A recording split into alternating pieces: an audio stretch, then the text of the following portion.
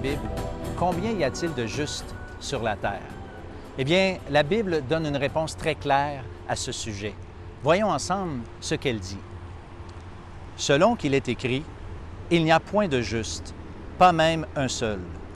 Nul n'est intelligent, nul ne cherche Dieu. Tous sont pervertis. Il n'en est aucun qui fasse le bien, pas même un seul. » Ce texte fait la démonstration évidente de la culpabilité universelle de toute catégorie d'êtres humains.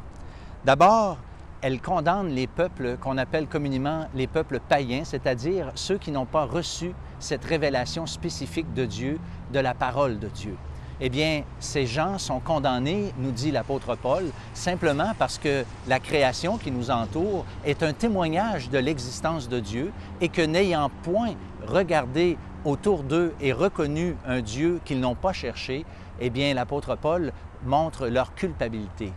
Il y a aussi cette autre catégorie de personnes qu'on appelle les moralistes, ceux qui se prétendent bons en soi, qui ont une certaine morale. Eh bien, ceux-là, en condamnant les autres et en jugeant les autres et en pratiquant aussi ce qu'ils font, se condamnent eux-mêmes. Finalement, nous avons les Juifs qui, eux aussi, ont reçu une révélation, mais beaucoup plus spécifique que toutes les autres, de cette révélation de la parole de Dieu. Et ainsi, ils sont beaucoup plus responsables simplement parce qu'ils ont beaucoup reçu et connaissaient beaucoup de la part de Dieu. Eh bien, c'est dans ce contexte que l'apôtre Paul a fait cette affirmation pour le moins surprenante. Il n'y a point de juste, pas même un seul. Encore faut-il réaliser que la justice de l'homme ici est comparée à cette justice parfaite de Dieu lui-même. Et ainsi, aucun être humain n'est juste devant ce Dieu 3 fois saint. Pourtant, il y a une exception.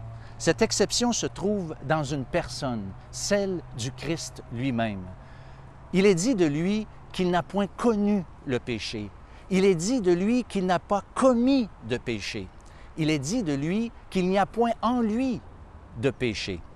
Non seulement il est parfaitement juste, mais il a aussi le pouvoir de nous rendre justes.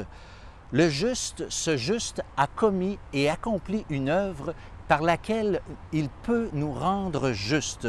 C'est ce que la Bible appelle la justification et que celle-ci s'obtient par la foi.